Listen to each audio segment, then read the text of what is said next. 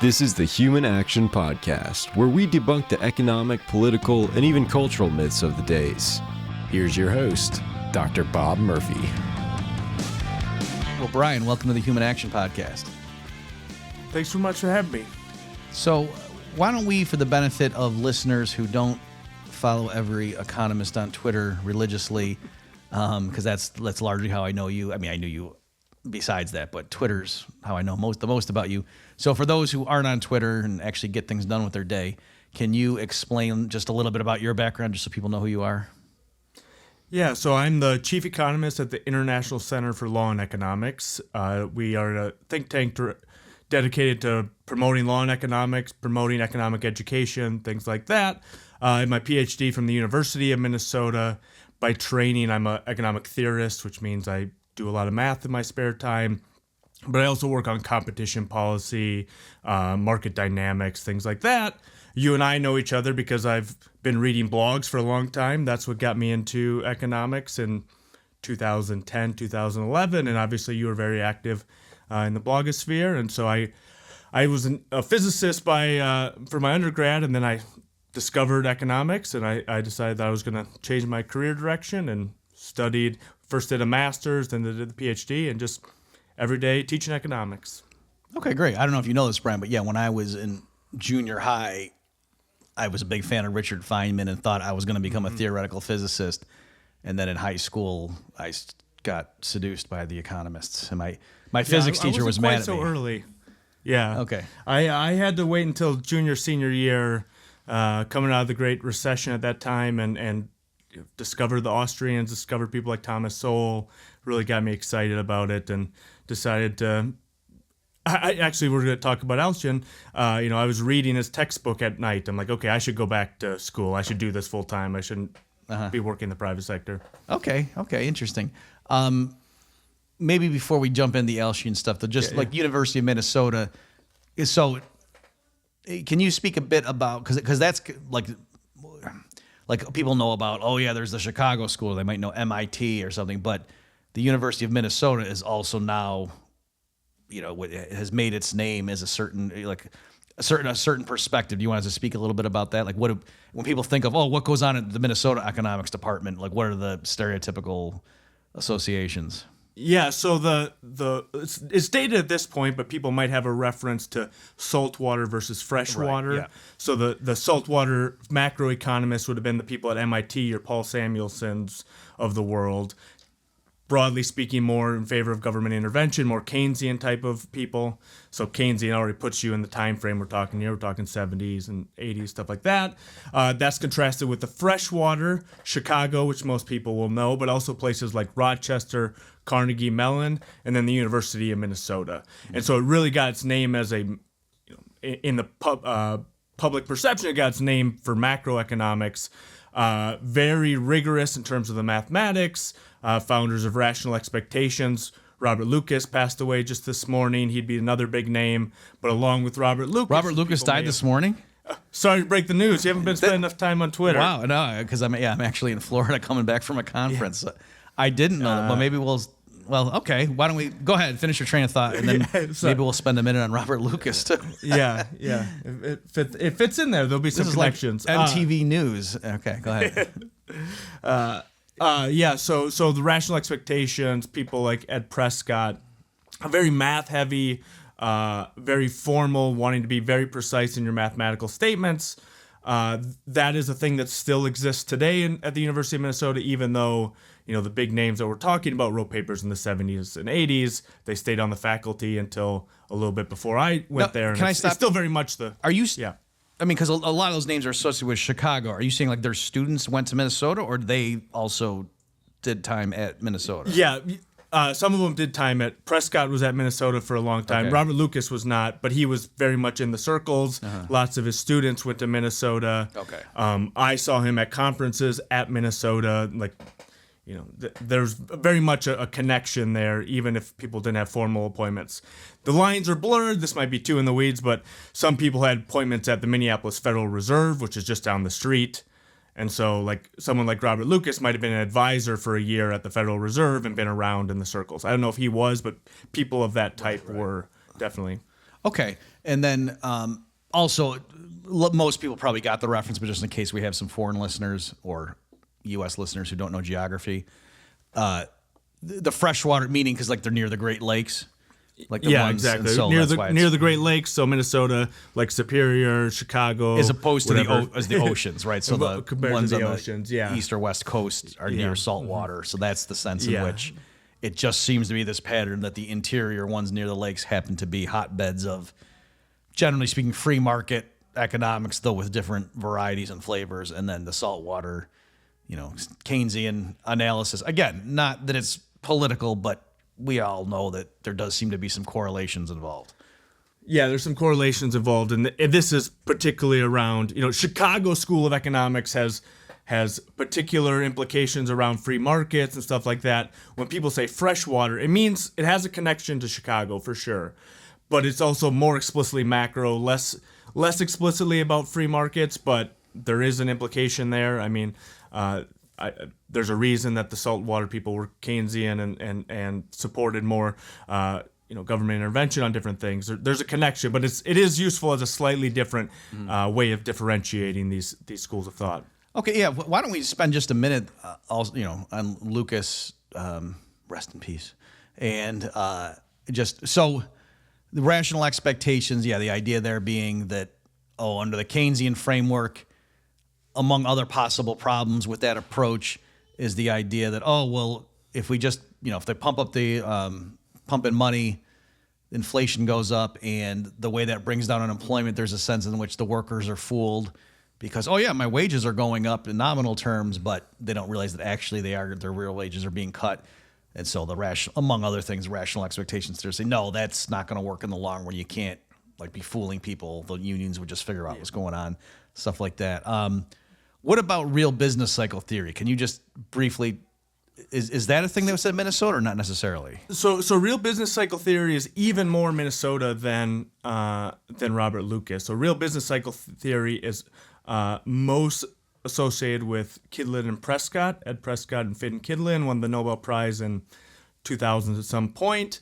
And the basic question is, okay, instead of worrying about, aggregate demand shifting around, instead of worrying about, policy messing up, how much of business cycles can we explain just by trying to build this very simple model where what happens is productivity goes up and down for whatever reason. How much of the business cycle can we explain? And real business cycle then starts with that insight and then builds in all sorts of ways, but that there's a real thing. Technology is changing.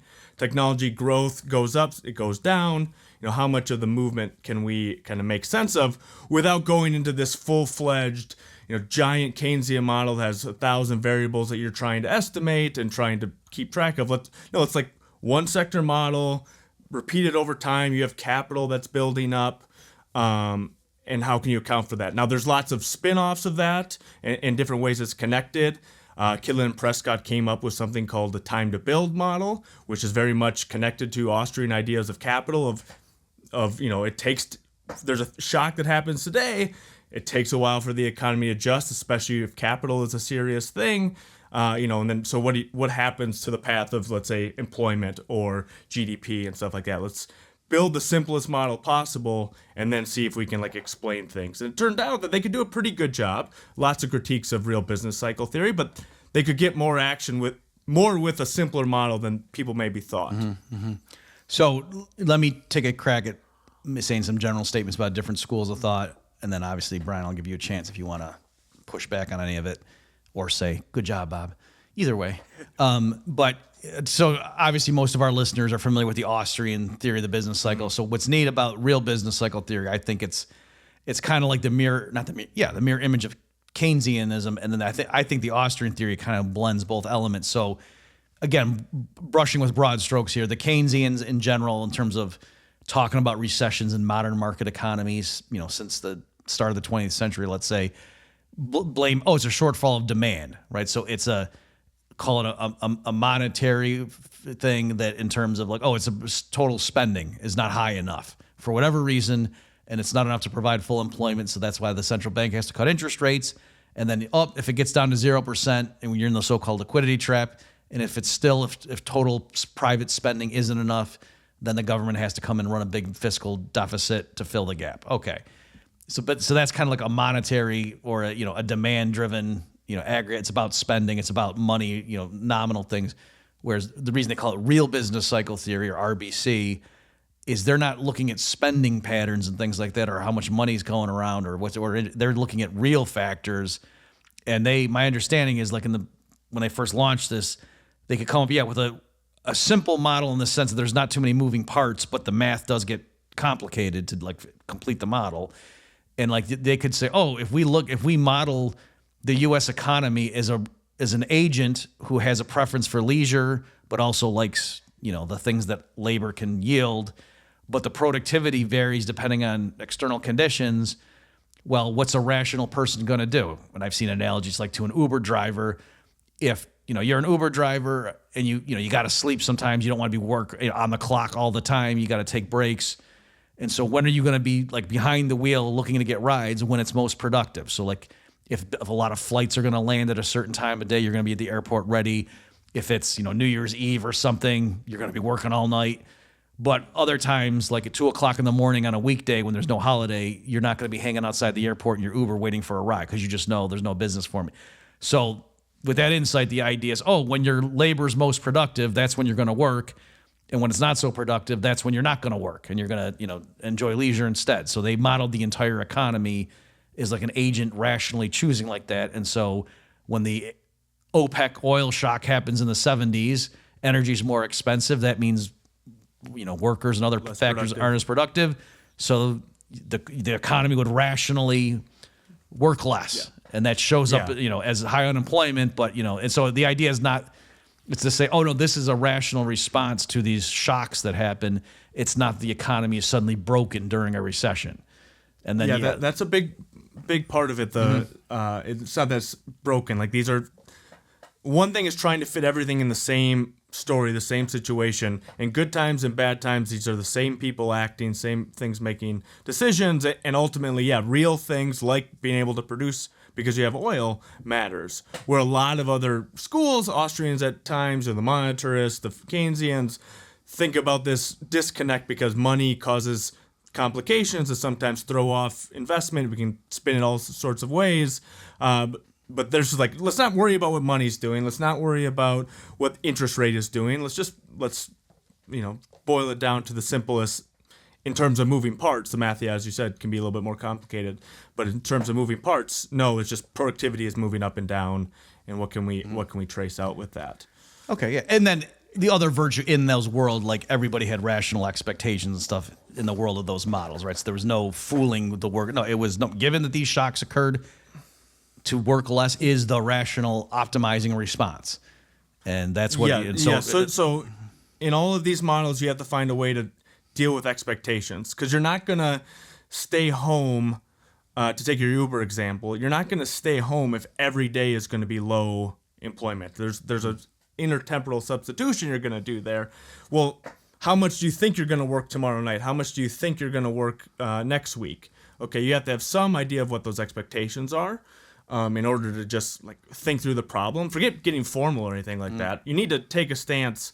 When I say I'm deciding to work today instead of working tomorrow, I'm implicitly saying that I have some expectations about tomorrow. So how do we close that loop in the model? Well, let's just assume that the agents in the model know exactly the same thing that the person designing the model would know. So you don't have anyone outside the model, no planner who can manipulate things and know things that are happening that the agents don't actually know. And so you kind of constrain yourself. One of Lucas's great quotes, which I love, is, beware of a theorist bearing free parameters.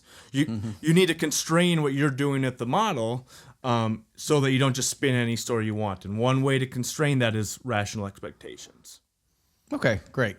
And then, we don't need to dwell on this anymore, but just to finish the train of thought, I was going to say that so it's nice to study how much so my understanding is empirically the RBC theorists, they could take the time series of estimates of labor productivity and, total factor productivity, whatever, and kind of match at least certain business cycle activities to we can look at the U.S. economy as if it's one agent with these, preferences for leisure and blah, blah, blah, responding rationally to the shocks. And it's internally consistent. There's no crazy part of the story. I guess the criticism is people say, oh, well, okay, in that view, like they'll disparage it and say, oh, so in their opinion, the 1930s, it wasn't the Great Depression, it was the Great Vacation. Ha ha. That's the Keynesians mocking them and say it's kind of goofy. You're explaining the massive unemployment in the 30s is all the workers just rationally deciding, well, I'm going to spend some time home with my family now because the wheat harvest is so low because of the Dust Bowl or whatever. And that, no, people were desperate for work. Come on, look at the labor markets are broken. Give me a break. Yeah, I mean, I think one of the takeaways that I think is important is anytime that you think you have a gotcha of any of these schools of thought, it's probably not the gotcha that you think it is, because serious people, whether they're saltwater, freshwater, Austrians, serious people have thought about these things and have a response. And so the simplest response, or the simplest, I think, pedagogical benefit of the RBC model is like, this is just a benchmark to compare everything. Mm-hmm. We want to build this into everything. It's going to get us maybe a quarter of the way there in terms of explaining the variation, the movements in labor productivity. And then we want to build up from that and build more stuff. But let's at least start with a internally consistent model and have this kind of building block. And then we can add on, sticky prices somehow or other problems that we think, that actually captures more of the recession, more of the boom, whatever it is. And so it's really about, from my perspective, I'm not a real business cycle theorist. I don't do business cycle research. But from my perspective, it's really about having that benchmark model in the same way that supply and demand, to go for something that I use a bunch, is a benchmark model. The price is doing all the work in supply and demand. Price goes up, quantity demanded goes down, so on and so forth. Now, there's more to life than just prices, but how much of the story of how markets work can we explain just thinking about prices moving around? And I think we can explain a lot. That doesn't mean that I think everything in the world is about prices going up and down. Advertising plays a role, quality improvements play a role, but let's at least build off of a shared foundation. And that's what's happened over the last 40 years within macroeconomics is everyone took the real business cycle model and then they put on whatever pieces that they thought were interesting, sticky prices, time to build considerations, whatever it is. Okay, great. So speaking of prices, why don't we now move on to what was going to be the official topic? I saw Brian. What was the reason? Was it the 10th anniversary of his death? Is that why you all of a sudden started talking about Alchian? He's talking here to talk about Armen Alchian. I'm always talking about Armen Alchian. Okay. And I think I was bored one day and I saw an old video or maybe I stumbled across an old video where Alchian is interviewing Hayek, and it made me want to write a thread that's now deleted because I delete my old tweets, write a thread on Alchian, because most people who don't know who he is, even most economists, and I have a newsletter, Economic Forces, at Substack, that is very much in the spirit of what Armen Alchian taught us. Okay, great. So the reason I'm saying the price thing is that is it right to say price theory in the UCLA tradition? Like, is that a way people talk? I think so. Okay. That's the way I talk. Okay. I don't know how much is picked up. Well, are you a person? That's what we would need to really nail that. Yes. So there is at least two. Me and my co-author Josh Hendrickson. Okay. So now we got a plural. Good. So yeah, and the reason I say it is because I actually never learned that formally, right? So I went to Hillsdale College, where it was an Austrian tradition, and then NYU, for the PhD again, Austrian. Well, new Keynesian in terms of the formal coursework, and then the Austrian in terms of the outside reading that I did there. And so I actually, no one ever who was from UCLA or learned in that tradition was ever my direct teacher, because even like Rizzo and guys like that at NYU were Chicago guys. They weren't used. So I know, like, and you read stories about this stuff, and I looked it up on Wikipedia. Like, apparently James Buchanan said that Alchian was the best blackboard economist of all time, or something like that. Like, meaning that, the idea being that, in terms of or if you read like some of the exams that they would give their students, it's like, whoa, this wasn't, a math question. Like, here's, calculate how many barrels of oil are going to get across the board. Like, it was really getting you to think through the logic of how do prices work and, incentives and things like that. So anyway, let me stop and turn over to you for just, if you want to give a general preface before we dive into your thread here, going through some of his work. But do you want to just speak a little bit about Alchian's role in the profession? Yeah, so he's an underappreciated overall because he's not that well known, but the people who had him as a professor or interacted with him in other places swore by him as this genius. And when Buchanan says that he's the best blackboard economist, I think it's just the ability to think through using simple models on the board any problem that you put towards him. UCLA econometrics is you ask Alchian, do these numbers look right? And he says yes or no. Like he just knows this stuff. Is the people who knew him just swore by everything he said on that front. But he's relatively obscure in the sense that he didn't write that much compared to some other big names. He wasn't mathematical. This was before, his first major article is 1950. His last major article is maybe 78. Maybe you could say there's an 85 article. So that's the window. It's kind of in this transition where, math is taking over, but he was of the older tradition that didn't use a ton of math. He used some. He was a statistician like Milton Friedman, but he wasn't the kind of heavy math that you then saw in the 60s and 70s. And so he's a little bit out of place with the rest of the profession. It's also just hard. His textbook is hard. He has a textbook with Bill Allen. It went through a few editions. The current version from Liberty Fund is called University Economics. Universal. The original one was University. Universal Economics. And it's supposed to be this principle textbook, but it's hard questions. It's not, here's a curve, literally read off the graph, which is what most principles and micro courses are now. This is like, big questions about like if there's a price control in this market, what happens to the other market, what happens to the waiting in line if this happens. It's just very open-ended types of questions, which were famous as part of the price theory tradition, both at the UCLA version and the Chicago version. So Milton Friedman has a collected lecture notes that are price theory of provisional text or something like that. Price theory term is also connected to Chicago as well. Let me just, to give it an example of so you're right. So I'm thinking of Steve Landsberg.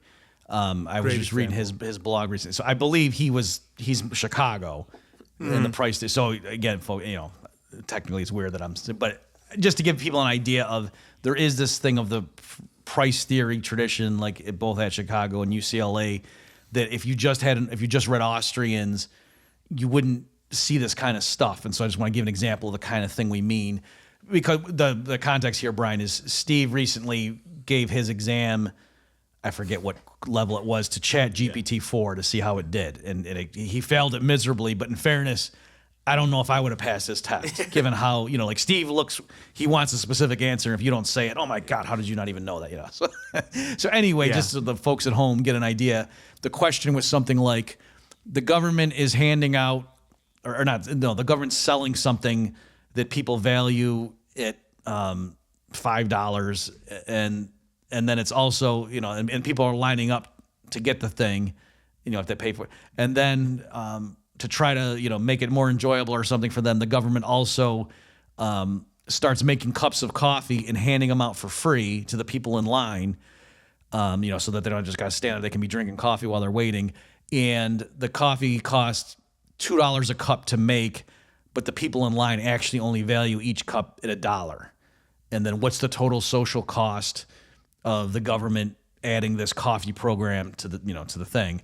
And so, your natural inclination is to think it's either 2 or 1, and you're not, is it a gross cost, is it a net? And, and you think that's the thing. But no, what Steve wanted for the answer, and that's what the Chat GPT did. I think it said, 1 times how many cups of coffee there were, that's the net cost or something, social cost of this coffee program.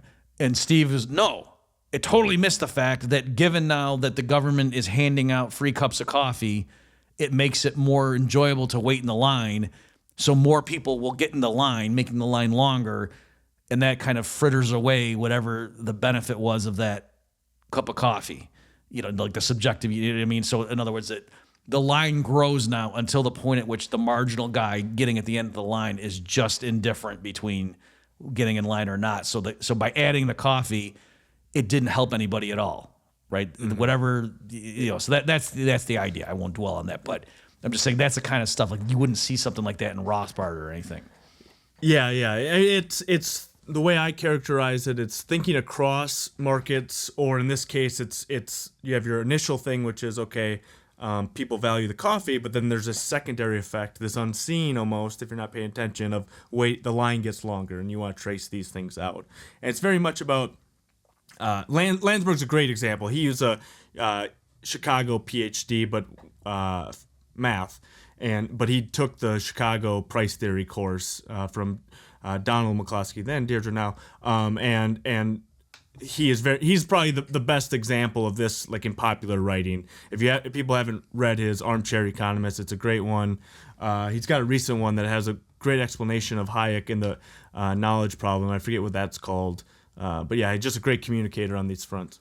Okay, so do you know of any other examples like that, or is that, you know what I mean, like to give an example, people like a brain teaser or whatever? Yeah, because again, it's not. So just, a lot of them are. Go ahead. A lot of them are structured as brain teasers, and Landsberg really pushes the brain teaser. I think it's Outsmarting Economists is another book because he wants one. But Alchian would ask questions like, this is one I got from Walter Williams. You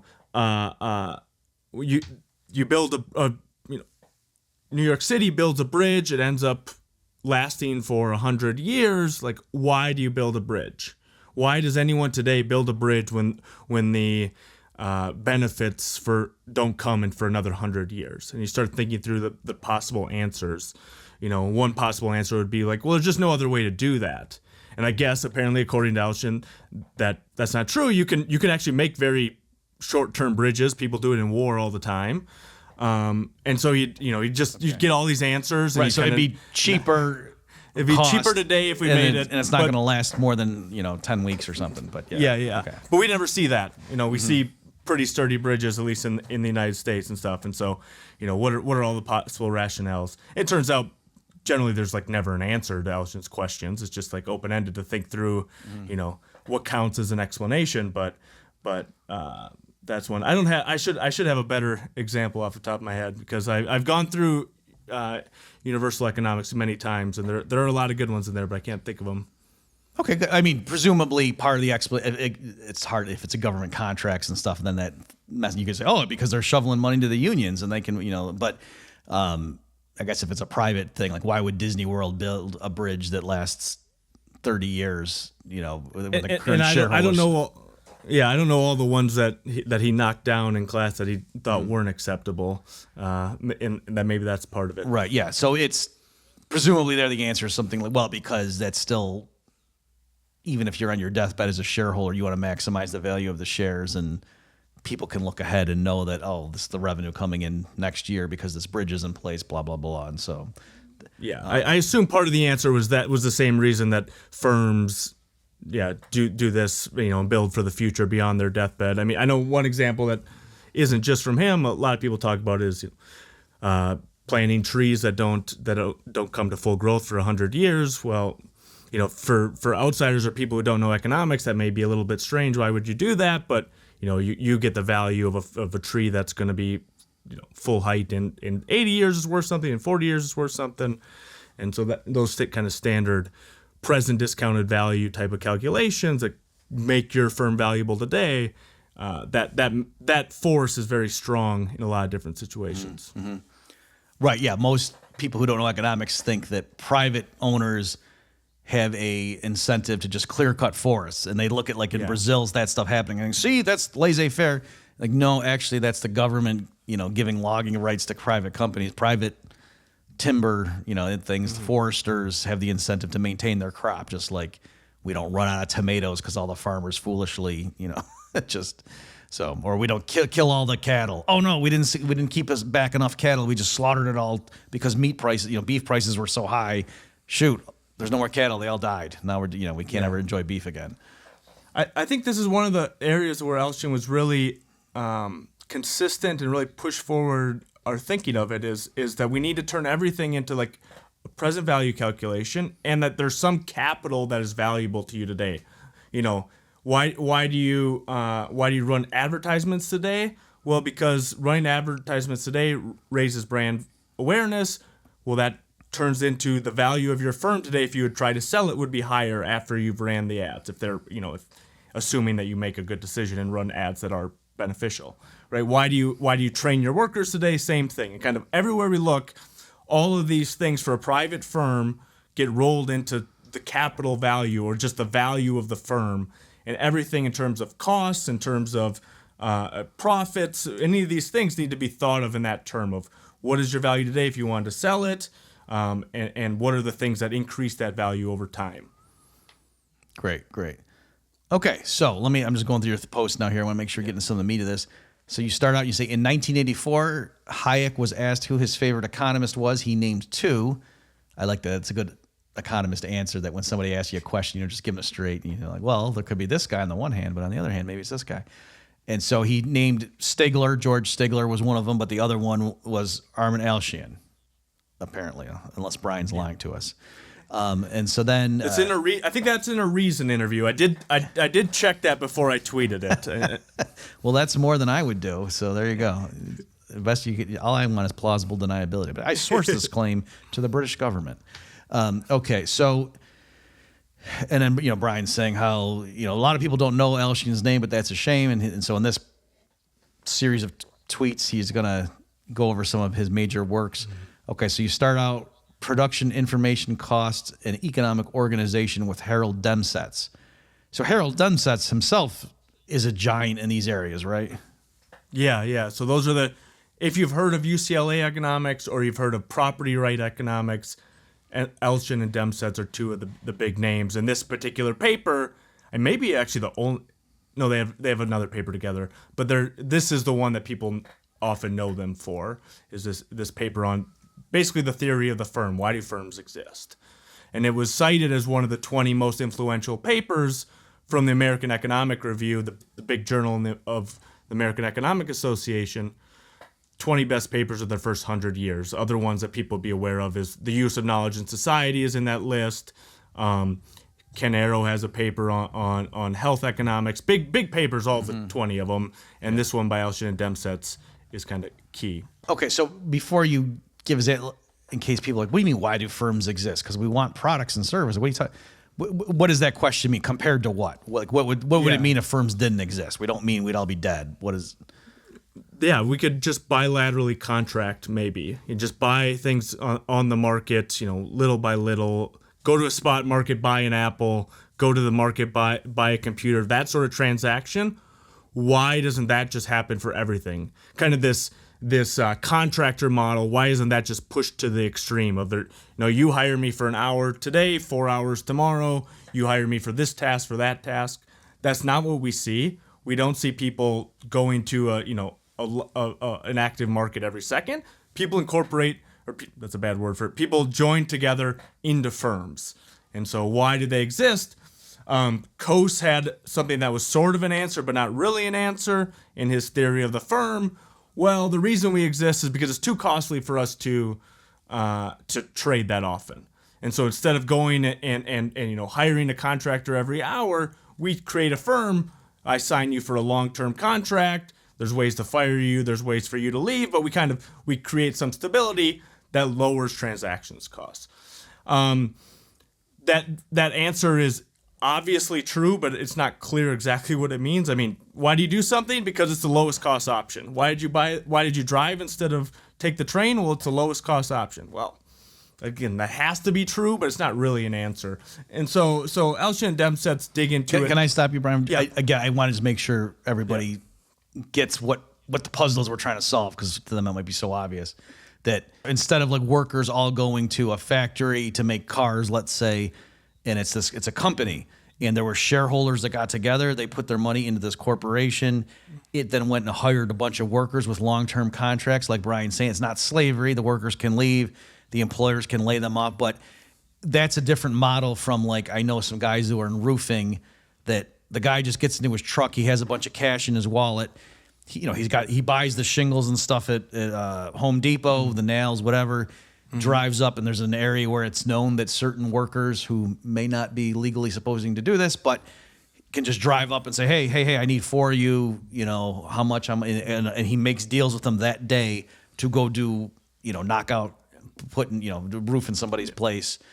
And then that's it. And there's no long-term contract. It's like he's literally hiring people for the day, and he goes to Home Depot and buys the stuff that he'll use for that job. It's not like he has long-term contracts and then he's got a bunch of full-time employees and all that kind of stuff. So why isn't every business enterprise, or, how come all work or most of it doesn't happen that way? Why instead are there people, workers that work for a company, and the model is, we pay you for a year and this is how much you pay.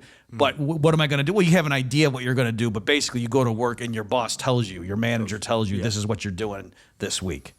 Yeah. And that's part of Coase is really obsessed with, is this idea that your boss tells you. Yes, you have the option to leave, but at the end of the day, someone up the hierarchy, there is a hierarchy in the way that there's not with just buying and selling on a spot market. There's a hierarchy, but you accept the hierarchy, and they tell you to do that, you do it. They tell you to clean the bathrooms, you do that. That's the way that most production is organized in a modern society. What are the reasons? It's easier. I mean, it's easier to we'll get to Alchian Dempsey in a second. It's just easier to not have to go searching for trading partners every day. It's easier to not have to go search for workers every day. No, that person's going to show up no matter what. They may not like it today. They may like it tomorrow. Okay, ups and downs. We're going to go through that, and we're going to have this kind of long-term relationship. So that's Coase? I mean, because I know one way to say Coase's answer is it lowers transaction costs, and you're saying that's a bit, vacuous. Tautological. Yeah. Okay, so that's Coase's answer, is to say the boundaries. Maybe that's not to say why do firms exist, but why do the boundaries of the firm exist? How come the firm has some stuff internal, but other stuff it does, might hire some independent. Maybe the guys that cut the lawn, it is just a local business that they do just have a contract with. It's not that they hire those guys as the employees of the firm and then today go cut the lawn. No, it's like a separate one-off contract. So the boundaries of that, Coase says transaction costs. But then you're saying, Brian, okay, but that's kind of like if we say, hey, how come humans have lungs the way they are? And people say, because of, that just gave you a survival of the fittest, period. Without giving more details about the story. That's kind of like a tautology in biology at this point. Okay. Yeah. So what the more interesting question is how wide it is, and sometimes you have contractors, sometimes they're employees. Employees have different legal rights. Employee relationships are different. Now, Alchian and Dempsey, they I think have two interesting points. One is they really stress that just really push home the gains from trade idea, is that working together in this structure of the firm allows us to just do more than we could in contracting. Okay, that we're just more productive for whatever reason when we come and we form a firm. The other is that once you have multiple people working on a team, you have this problem of monitoring. Because it's not true that everyone is just going to, we all know from high school projects and from teamwork in general, once you get a bunch of people together, some people want to slack off, some people have different goals in mind and stuff like that. Well, if team production is so important, and that's one of the things that comes to a firm, or one of the things that makes a firm so valuable, well, how do you make sure that how do you make sure that people aren't slacking off too much? We all slack off, more. Any group project, we don't work as hard as our teammates wish we had. Okay? Well, it turns out that what we tend to see is we delegate to a boss, to a manager, to someone else in the group who's kind of going to keep us all in line. And one of the things that the firm does is it creates this hierarchy where the manager or the owner is tasked. One of their jobs is to make sure everyone else is doing their job diligently. Now, how do you align incentives a little bit more there? Well, if they're doing a really good job, the manager or the owner, actually a better example, the owner gets to make profits. They get to keep the residual. So the person that we task with monitoring us, make sure we're working hard, is also the person that gets the extras when we do really well together. And so you align incentives that way, that the person who is going to be looking at us closely also is going to get rewarded for that. And so that's the person we call the owner or the residual claimant. And we could get into more about risk and things like that, but the general idea is that you want to align the monitoring with the profits. Okay, so great. So is one element, I know there's a lot of nuances, but is the first approximation, is it right to say, oh, why do firms exist, or why do they have the boundaries, and how come some workers are full-time employees and other ones are? Coase says it's to lower costs, whereas Demsetz and Alchian say it's to boost productivity. That could be part of it, or they're a little more explicit about what the costs are, and they're really thinking about monitoring people who are working hard or not working hard. Okay, but yeah, I like that, how you bring them inside, and then maybe they're, the gain or the productivity goes up if they specialize within the firm, whereas if you were doing one-off, that wouldn't necessarily. And even too, like, as the team gets to know, I mean, you can think of it literally as a team, like a sports team. Yeah. Like, obviously, if you just every day, the manager of the club went out and hired, looked at went to the local courts and picked the best point guard and the best center and the forward, and they went and played. Those guys, if they were playing with each other for the first time in that game, wouldn't be as good as a team that practices together. And so, that's a silly example, but that's true in general, that working together with people, you kind of learn from each other and get used to each other. There's a lot of the stress on learning by doing that. Goes back to Adam Smith and the Pin Factory, that you do a job over and over and over again, you get better at it over time. But the same thing is true for teamwork. Working together more and more, you're going to be more productive than you ever would be. That we happen to work together a few days in a row, but this lack of certainty or lack of confidence in what the future is going to hold, we're not going to invest as much in this relationship. Mm-hmm. Okay, I'm going to skip ahead. I'm looking at the clock here. I don't want to rush. I know some of these later ones are very interesting as well. So I'm jumping ahead, Brian, if you have it to your number 3. So the paper is Uncertainty, Evolution, and Economic Theory. And that was just Alchian by himself, right? I don't think he had any co-authors on that one. So I'll read your prompts here. You say, do firms maximize profits? That's not a well-posed question with uncertainty.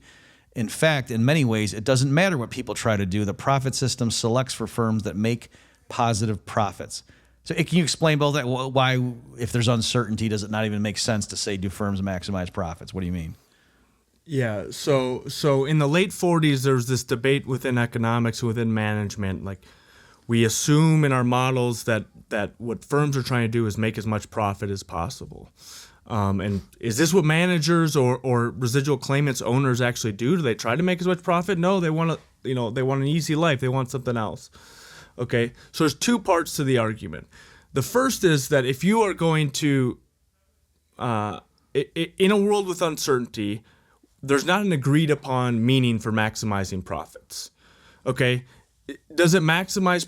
What is a better choice? A coin flip that gives you, if it comes up heads, it gives you $100, or if it comes up tails, it gives you $0. That coin flip versus another guaranteed $45. Which maximizes profit? Well, we can build in assumptions about how people weigh off the risk and whatnot, but that's a different question. There's no way to compare them in general. Some people who are more risk averse will take the $45. Some people who are more risk loving will take the coin flip of 100 versus 0. And so let me just stop you, Brian. I know most people get that, but because the expected value in terms of the mathematical expectation of the coin flip one is $50, right? It's half the time you're going to get 100, half the time you get 0. So you might be tempted to say, oh, that's the profit of those two choices. That's the profit maximize.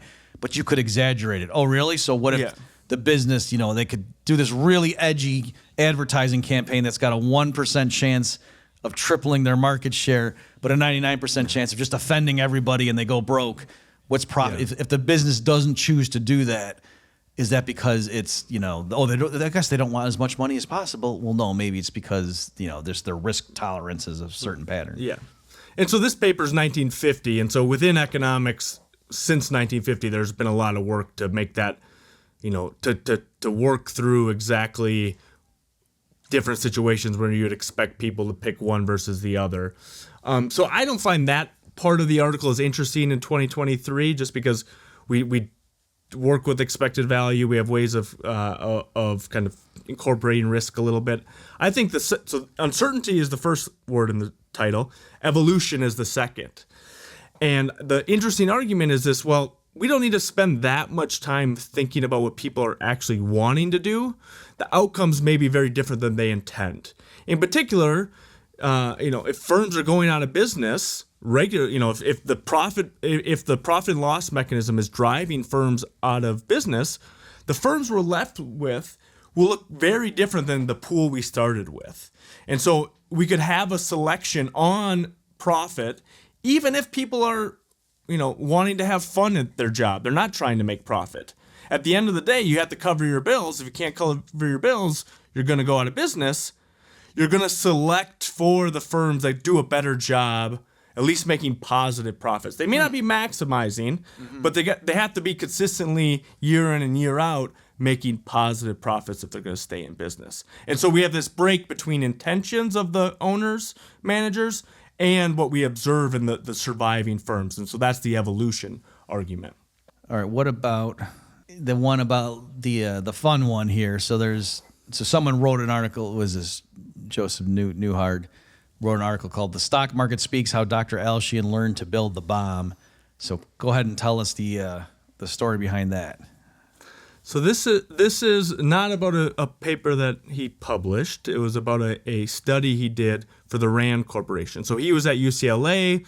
Rand Corporation was nearby, and so he was at Rand for a while. Now, it was the early 1950s. You can look at the paper for the exact details. I may mess up some of them. It was early 1950s. Everyone knew that they're trying to develop the H-bomb. Okay, they're trying to improve on atomic bombs. The Defense Department, or whatever it was at that point, the War Department. Okay, and Alchian asked, okay, what is it going to be made of? Do we know? Is there anything out there? And so he started to dig around in his free time at Rand, and he said, okay, well, there's about 6 materials in which it could possibly be made from. And so he learned, he talked to the scientists, he figured out what the 6 materials could be. This is all classified. We know we're trying to build an H-bomb. The government's trying to build an H-bomb. No one knows what's going on. It's the highest level of security. Okay. Alchian, figures out there's a few materials. He figures out that there's 6-7 companies that manufacture these different materials, and he collects all this stuff. Well, then he decides to look at what's happened to these companies over time. What's happening to their stock market valuation, and all the companies that manufactured materials that could have been vital for the construction of the H-bomb, for the fusion material. All of them are flat across 52, 53, into 54, okay? But one of the companies, at the beginning of March 1954, stock market price rose from like $3 to $15, like almost overnight, okay? We now have the declassified information. The company was the one that produced the material for Castle Bravo, which was a nuclear test that was successful. So the kind of cool insight is that markets have this kind of efficiency property that they incorporate top secret information, plays out in market prices almost in real time. And so it was this cool event study that he did just based on public records that were available at Rand, and he found this. His supervisor did not like that he found out what the atomic bomb was made out of. This is an economist. He doesn't have top secret clearing. He had to destroy the report. But this was seen now as kind of the first event study in finance of looking at this big event in the real world and what happens to stock prices. And so now, after declassification, that Newhard was able to go back and reconstruct it because we know the companies that were bidding, we know what materials were used in those original tests. And so it's a really cool illustration, one of how clever he was as an empirical economist. Like, once it's explained to you, it kind of makes sense. It's something shows up in stock prices, right? But yeah, and his kind of faith in markets to reveal information and to tell us what's going on about the world. So I think it's a cool story. The details you can look at the paper. There's a working paper online too somewhere, but it's really showing off Alchian at his most. Do you know? And I apologize if you don't know the detail, but if he had to throw it out, like what happened? Did he later tell the story, like with just the verbally? So he later he told the story at least in 3 spots, different interviews. In the introduction of one of his collected volumes, I forget if it's the completed works or a different one, he relays it. Doesn't go into the details that the academic paper goes into, because I don't think it was declassified by that point. But he, 50 years later, he was confident he wasn't going to get thrown in jail for breaking, to saying that he discovered what it was, because he didn't actually even, I think, say in the interviews at all what it was. He just, I knew it. Just to make sure people are getting so what was the actual mechanism? Were there people that should not have been trading on that were, or was it authorized and they just thought, oh, well, I can go buy this stock because who's going to be looking at the stock market to figure out what we're doing to build a bomb? We don't know exactly who was making those trades happen to move it. The simplest story is that there were insiders, people who knew what the material was. They knew that the Castle Bravo test was successful, and they went and bought stocks from the company that was going to be able to sell the material that would then be used in the future bombs. Because once you had a successful bomb, now you're gonna or even to hide their tracks better, and maybe like some people that knew contacted others and said, I can't tell you why, but trust me, you want to get into this stock, and it could 5 years from now, I'll tell you what, you'll thank me later. It could be someone at the company. I forget the company. They got a slightly bigger order than normal. They had a sneaking suspicion that maybe something was successful. They bought it. It could be passed on. All sorts of pseudo insider trading type of things that would have revealed it. Because again, you have the most highly classified information that's showing up. And we can see it in retrospect showing up in public data. Yeah, so and I like that, because you're right. Like, everybody knows, or everyone in economics, incentives matter, and stock prices, new inside information would tend to be revealed in stock price movements, blah blah blah. But then to say, but empirically, how big of an impact does that force have? Is it washed out by noise or something? That's not a priori obvious.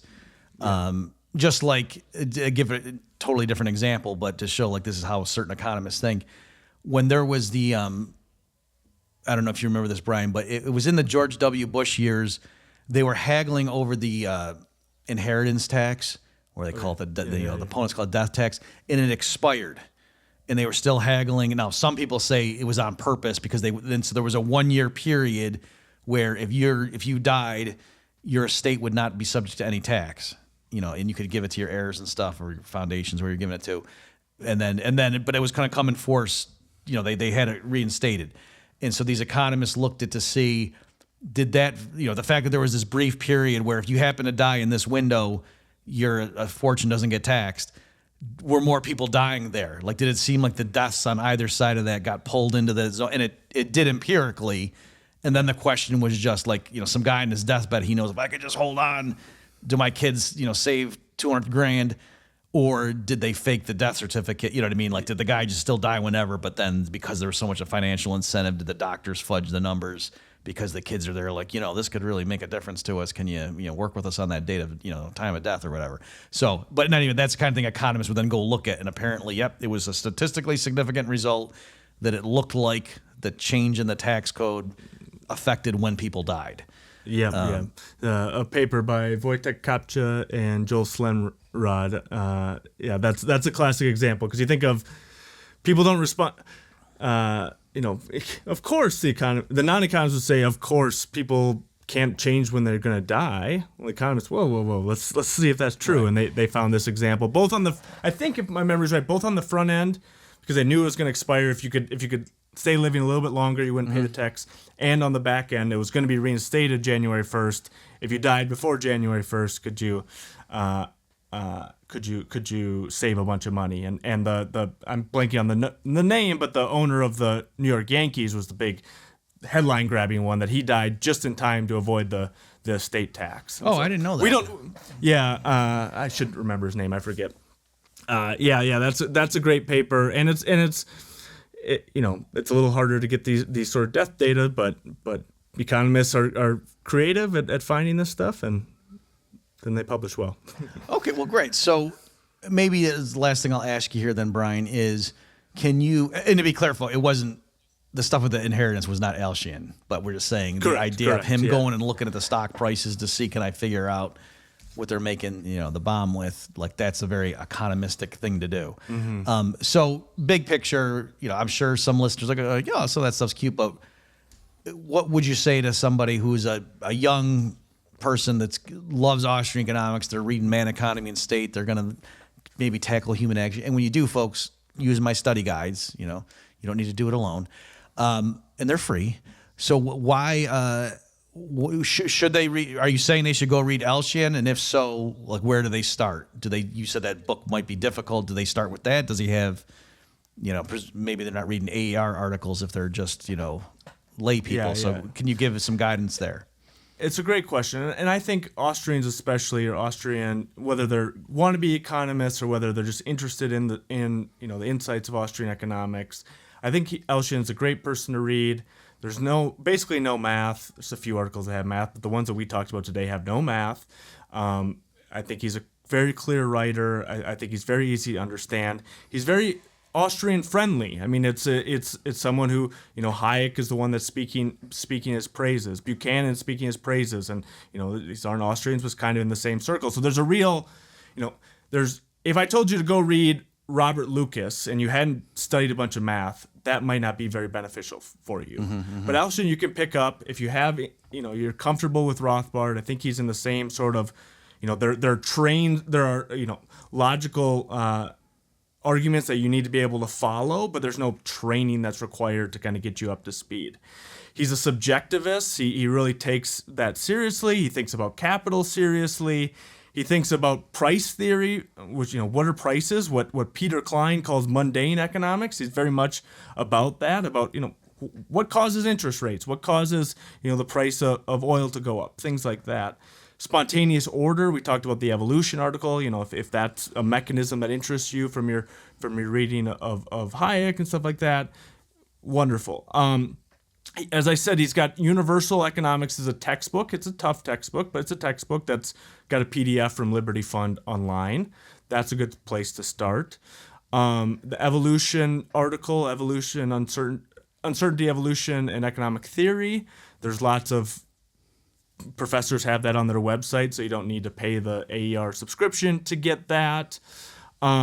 His collected works from Liberty Funds has a lot of, it's got some news articles, some op-eds, that sort of stuff that can get you in. Or the best way to get insights of Alchian is to go to pricetheory.substack.com and read Josh and I's newsletter where we talk about Alchian all the time and try to translate it into everyday language. And so I think it's one of the reasons that I got interested in Alchian is coming from learning Austrian economics. It was very it wasn't a huge leap to go to him. He's not an Austrian, but he's very much a fellow traveler on what does it mean to do economic theory and to do empirical work as well, right? The example we said about the H-bomb, this isn't about running some macroeconomics regression correlating GDP with fiscal policy. This is about, like, you have the theory of economics, you have different theories from economics. Let's look at an episode and let's see if we can recover something. It's very much you can call it's history it's history in that formulation, but I think it tells us something cool that we can learn about the world and think about it going forward. Okay, great. Thank you so much. So, Brian, thanks for your time, and I'm sure the listeners got a lot out of this. I hope so. Thank you, Bob. And folks, thanks for your attention, and join us next week. We'll see you then. Check back next week for a new episode of the Human Action Podcast. In the meantime, you can find more content like this on Mises.org.